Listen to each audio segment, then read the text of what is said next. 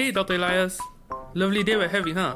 Oh yes, the sun is out and the temperature is hovering around 25 degrees Celsius mark. If you want to head to the park, you can grab a coffee or something. I appreciate the offer, but I have some errands to run, so maybe next time? Oh, that's alright. I'm sure you're a busy man with a huge project with you coming up. And isn't your grandma's 93rd birthday coming up too? Send her my well wishes, yeah? Happy birthday to you. Wait, what? How do you know that? You know what? Never mind. I'm actually here to talk about the scar on my face. Well, you look like your skin didn't heal well.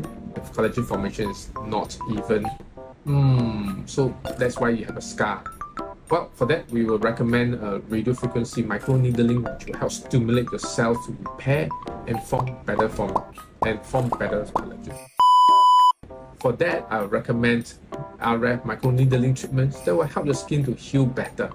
Wow, that's amazing, Dr. Tam. Let's arrange an appointment. Wait, how does this coming Friday at 11:30 sound? I know you are off that day and you have a lunch date in the area afterward. It will be perfect. What's her name again? Samantha? Right? She's a lucky girl.